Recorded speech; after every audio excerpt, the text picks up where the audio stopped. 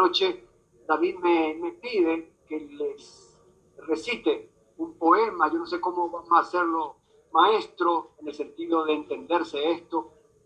Lo ideal sería que se escuche la guturalidad que sale de la garganta del guaraní, de nuestro idioma que mantenemos. Y después seguramente ir compartiendo con los amigos la traducción de lo que significa.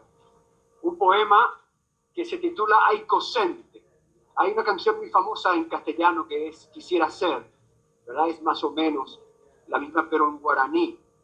No me gusta escuchar a los artistas cuando hablan antes, así que directamente voy a ir al tema para recitarles de Gumersindo Ayala Aquino, que es un gran poeta, nació en 1910, falleció en 1972, de Villarrica del Espíritu Santo, que es una de las ciudades más cultas del Paraguay, poeta, compositor, periodista, investigador de mitos y leyendas.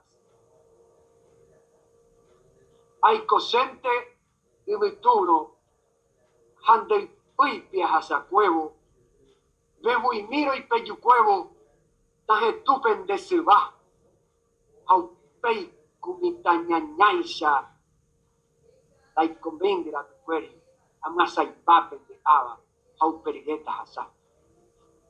Aicosente y botero, taimeninde y botitipe, ayune kwa pipe, behuecatuche popo, semoinde popitepe, anañoitere kwa aisha, semoñe ecumitansha, auperiguese. Semoinde putiare, taicominde yehuacán, apuinte semomoravo, ella y hacer tú, aupe huevo de puitawi, enojente bucalipe, derecoban a la pipe, gentita de Brasil.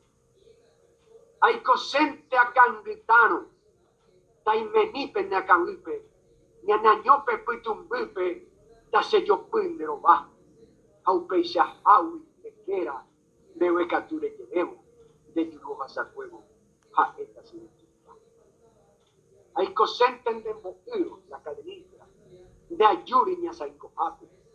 Taimemindra el jupape, upepe en teseañoní, a sapi antes de aiguiro, da jesaki de pape, de recoba y de moscoy.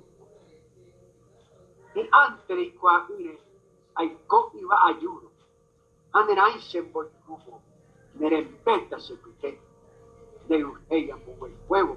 Da será prender a tape, almas en nuevo lugar. Muchas gracias.